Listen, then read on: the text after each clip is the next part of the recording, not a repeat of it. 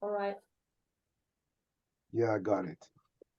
Okay, so I wanted to give you and probably give myself some kind of an overview of the projects that I'm involved in the last few months. I think some of them I did discuss in our previous meetings, and some are new.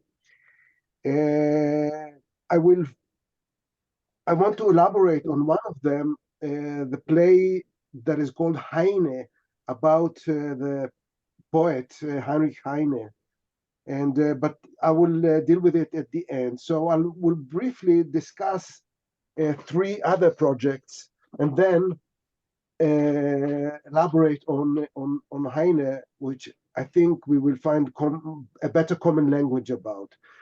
So let begin with a play that is now on the stage in Israel and is closing at the end of next month. The play is called On the Edge. It's a two characters play about a father and son, and it takes place after an operation that the Israeli army led in Gaza in 2014, operation which is called Solid Rock. God knows where they take the names of these operations. But the father is a publisher, and he wants to publish a collection of short stories written by soldiers who participated in that war. He's about 80 years old. He's still running the publishing house, but his son now is more dominant.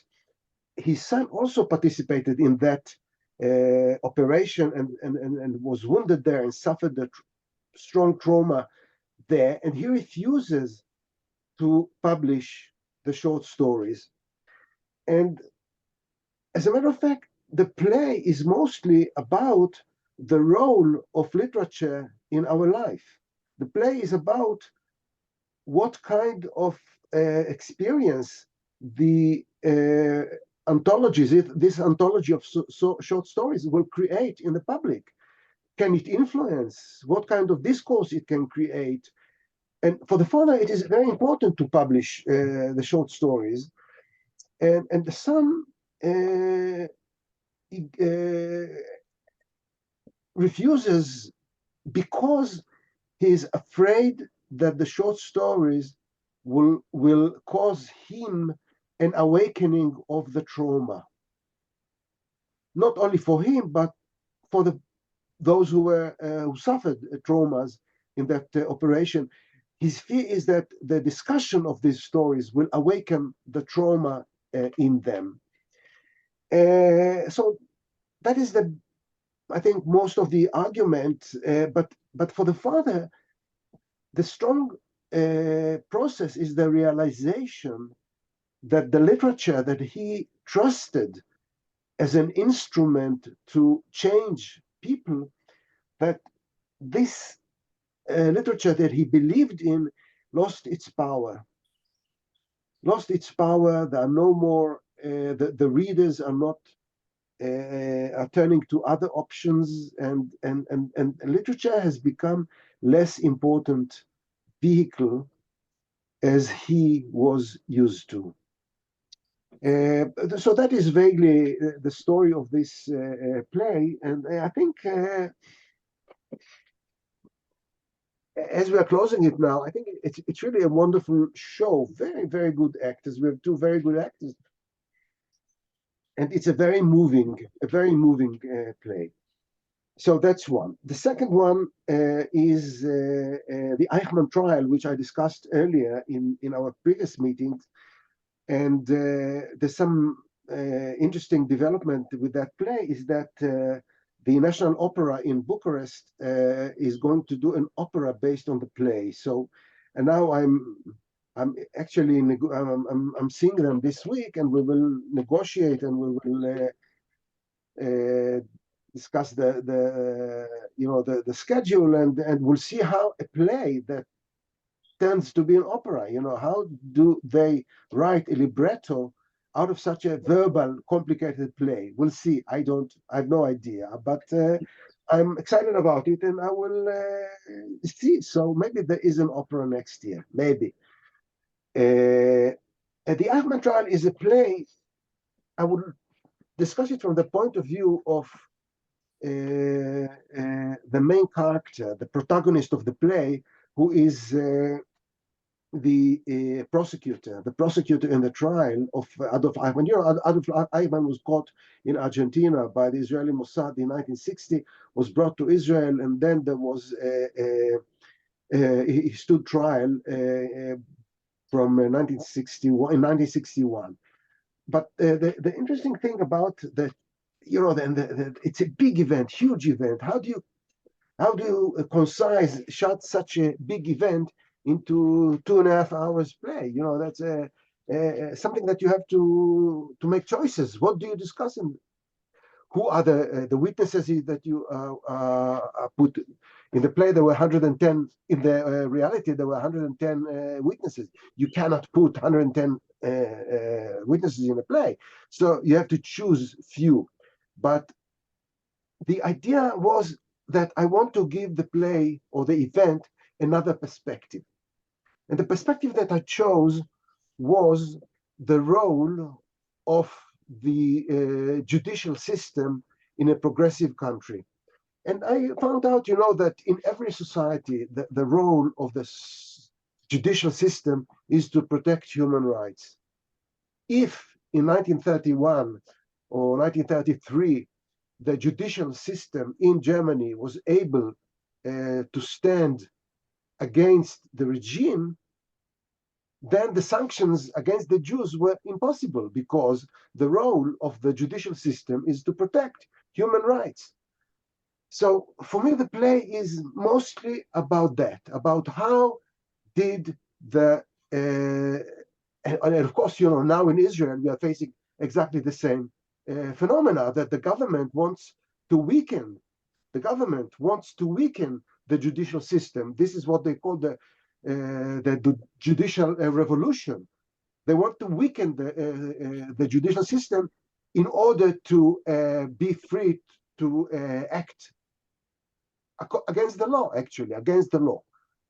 And so the play was about the Eichmann trial is, I'm referring most of the time to the fact that Eichmann was sure that what he was doing was according to the law.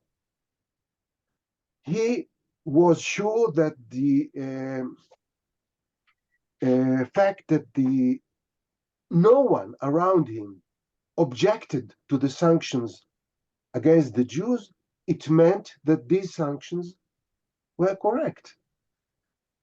And therefore he felt that he was not guilty. That was his response in the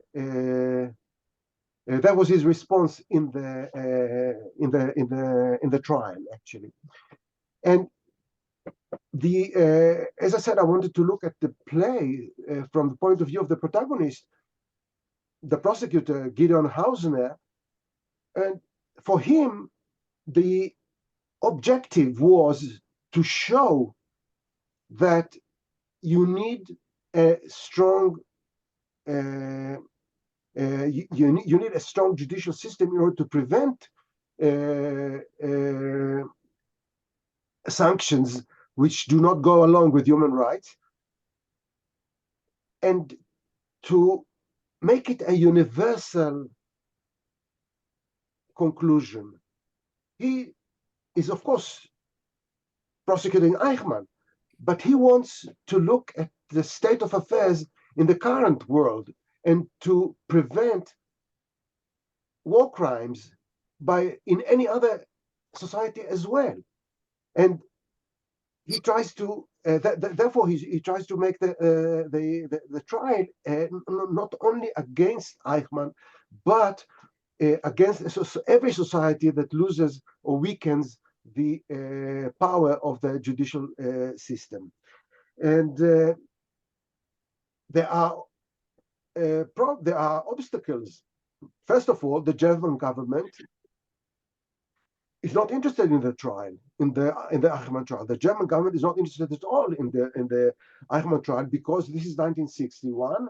Germany is trying to get rid of the past. It wants to join the family of nations.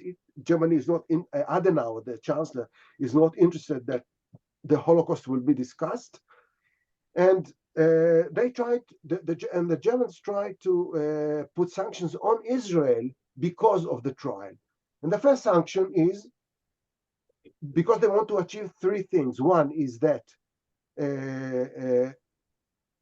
only the SS will be accused for the war crimes and not the German society. The second is that senior officials in the German government who were part of the Nazi government in the 40s will not be mentioned in the trial. And the third one is that the trial will be as short as possible, so not to awaken the world to discuss the Holocaust. And the use sanctions. The first sanction is that they stop paying reparations for the survivors of the camps. That was the first thing that the German government did. It stopped paying the reparations. The second, it canceled the arms deal that it had with Israel. And the third one, which was the most difficult for Israel, is that the German government decided to stop funding the nuclear reactor in a small town in Israel called Dimona. We have the only actually military nuclear reactor in Israel is in that town, and it was built in 1960, and it was funded by the German government. For the Israeli government, this was a terrible sanction because Israel needed the bomb. Israel needed the bomb to protect itself. So there are pressures on the prosecutor, on Hausner, the prosecutor, and he struggles against these pressures. And I think, as I told you in my last talk, in every tragedy, the protagonist failed in his mission. In every tragedy. And we have empathy for the protagonist because of his failure, and the same mission that the protagonist is failed in carrying out, we are strengthened in continuing it in our own reality. That is the principle that I think we know from Aristotle, that the failure of the failure of the protagonist is actually our instrument to influence the audience. We create this failure in order to get the empathy from the spectator. So Hausner failed in his mission to make the Eichmann trial a universal event against all war crimes. So he doesn't, although Eichmann was hanged at the end of the trial, but Hausner was not able to transform the trial into a universal event.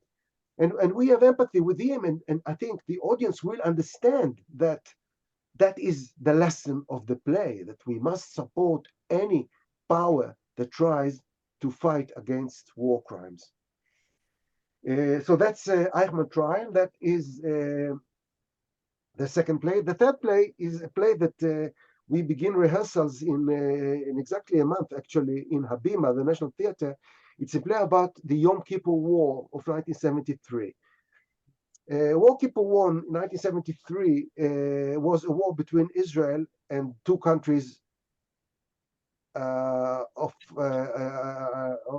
our borders, Egypt and Syria, who attacked Israel on the Yom Kippur, is a holiday in Israel. So they attacked Israel in surprise. Those of you who are my age would probably remember it. And I must say that this war is actually the event that I think influenced me more than any other thing in my life. I think I became a writer because of that war. So as I said, the war began in a surprise for the citizens, maybe also for the army, but not for the politicians. The interesting story is that, and this was discovered only later, years after the war, that in the 3 years before the war, the Egyptians had suggested negotiations with Israel, mediated by Kissinger, Henry Kissinger, the Minister of Foreign Affairs, the American Minister of Foreign Affairs. And Israel rejected all the plans that the Egyptians, all the suggestions that the Egyptians presented. And finally, the Egyptians lost the patience, and then the war started. So it's true that the war was started by Egypt and Syria, but the reality is that in 3 years they offered negotiations, and Israel rejected all the offers. So this was a terrible realization for me. I must say that when I learned it, I thought to myself, in this war that Israel lost 2,700 soldiers in that war. That was a terrible shock for the public, and so many wounded, so many people traumatized, and it was really an event that created such helplessness in the country, and now we realize that it was only a result of a failure of the politicians. It was not a necessary war. This war could have been prevented. And the play is about that, about the failure of the negotiations between Israel and mostly Egypt. There weren't any negotiation actually with Syria, but if the Egyptians wouldn't start the war, the Syrians wouldn't join them at all. That was clear. So the play focuses on the role of our prime minister at that time. Her name was Golda Meir. She was the prime minister, and she handled the negotiations with such hubris, with rejecting every offer actually that was presented to her, and we paid terrible price for that policy. The Israelis paid terrible price, and the play is about that. I think even today most Israelis are not aware of it. I just want to say one more thing about this play, and this is that, of course, I'm talking about the refusal of the Israeli government to negotiate with Egypt, but I'm talking about the Israeli refusal to talk with the Palestinians. We don't talk to the Palestinians. We reject every offer that the Palestinians present. We want to continue the occupation, and that's why we don't do any effort to try and talk to the Palestinians. And I think that the lesson of the failure in 1973 is very clear for the Israeli public today. And I hope that that people will understand it and talk about it. So we begin rehearsals in a month. I think I said it, and we opened on September 28th. Usually we take a long time for rehearsals in Israel, much longer than in Germany, much longer than in any country that I know. Maybe, I don't know. I don't know any country that rehearsed for 2.5 months, rehearse a play for 2.5 months. And now I want to talk a little bit about Heine. It's really interesting that Heine he was born as a Jew in Düsseldorf, and he then converted to Christianity. He became Catholic of all. I think he became a Catholic or Protestant. I don't remember, but anyway, he converted to Christianity because he wanted to get a lawyer license. He wanted to get a lawyer license, and in those years, this is talking about the 18th century. He was born at the end of the 18th century, so at the beginning of the 19th century, it was difficult to get a license if you were a Jew. So he converted, but he never practiced as an lawyer. He began writing, and very quickly he became a very influential poet in Germany. It's interesting that since I don't speak German, and I needed to read these poems and in translation, and I must say that translations of Heine's poetry into Hebrew are horrible. You can't understand what is the genius of this writer by the translation. And I always tried, I knew that Heine is a very important poet, but I never got it. I never understood why he's so great, because the translation, by the way, the same with the translation to English, they're not good enough.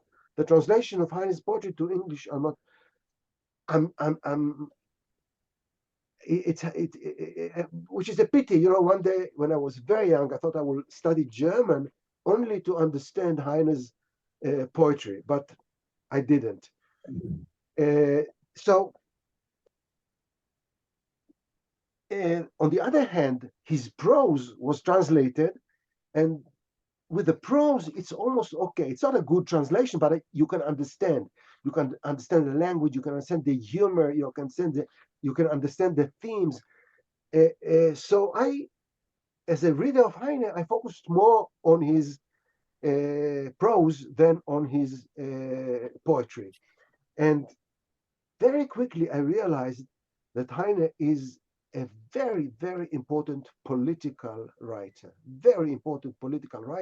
who struggled against the monarchy, against the church, against the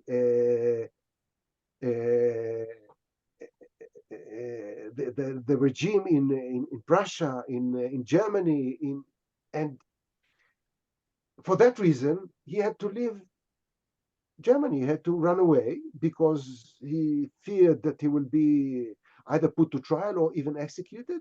So he fled to Paris. And actually, he lived most of his life from I think 1931 till his death in 1831. I think he left. He ran away for Paris in 1831, and he died in Paris in 1856 or 1857, I think. And and he visited Germany only twice to visit his mother. He wrote all his life as a writer in exile. The idea that he was a writer in exile, that was so much critical of Germany but didn't live there, that was a fascinating idea, because his whole world was around the German language. He never wrote in any other language. He referred 99% of his writing is about Germany when he is living in Paris. And he paid a heavy price for being so critical of the church and of the monarchy in Prussia.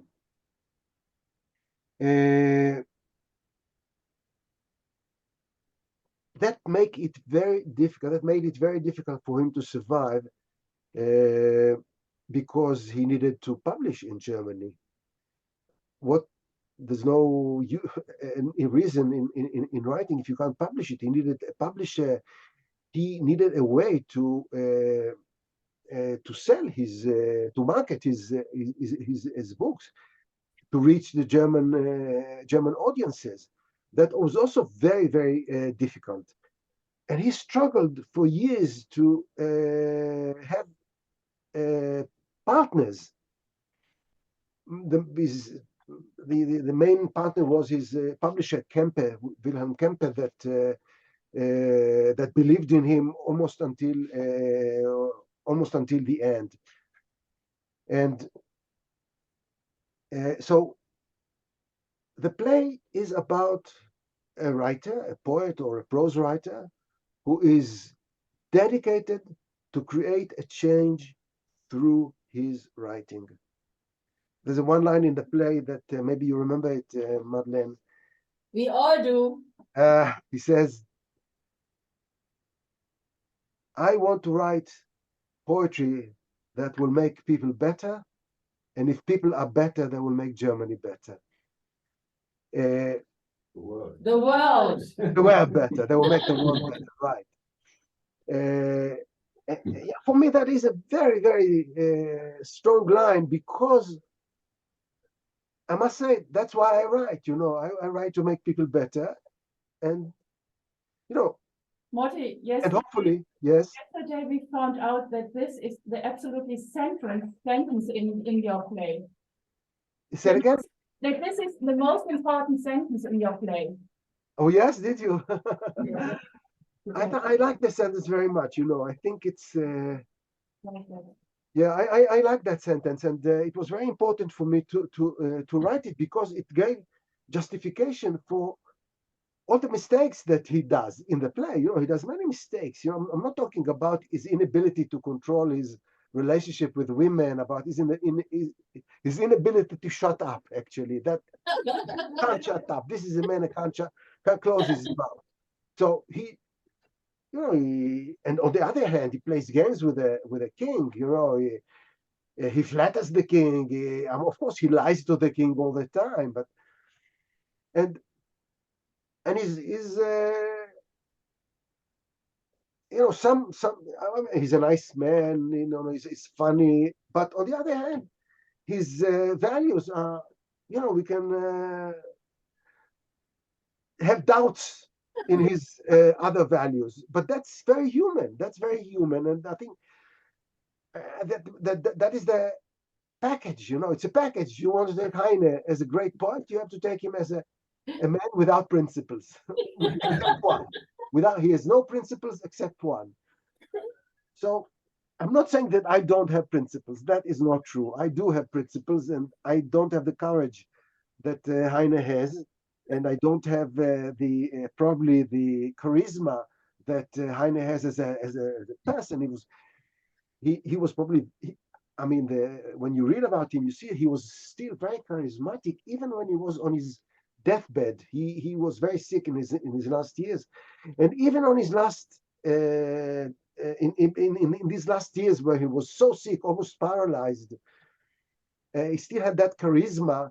And I didn't include in the play his last love affair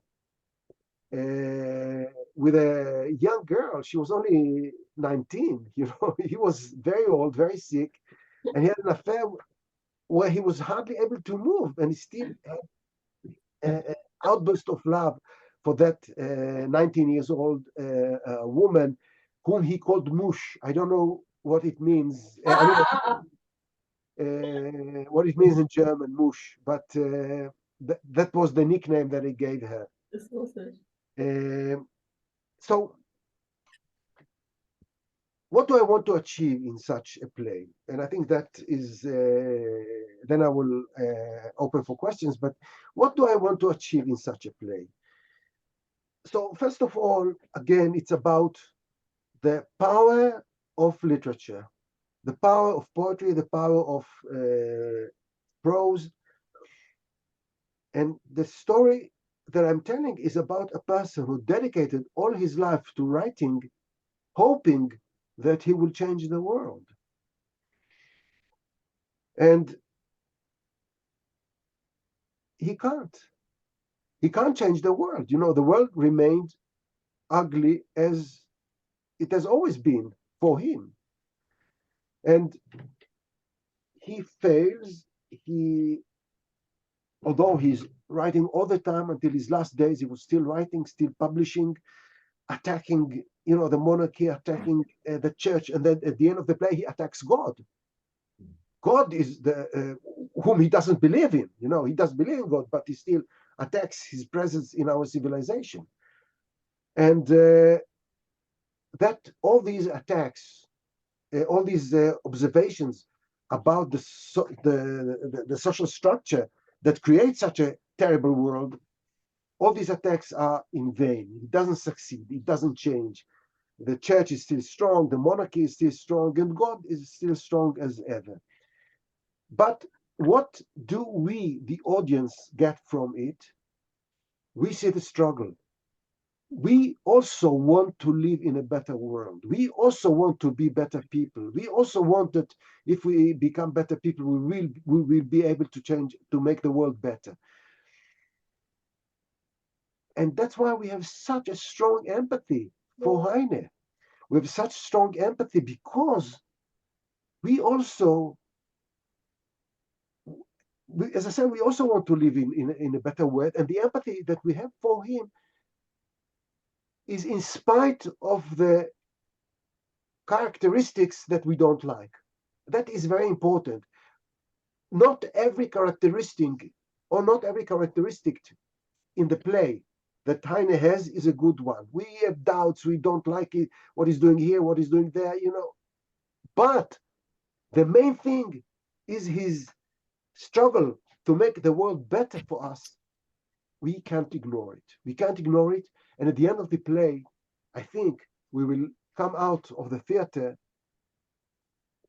appreciating this struggle and hoping to participate in it ourselves. So here we are. Questions. So, Thank you. Thank you.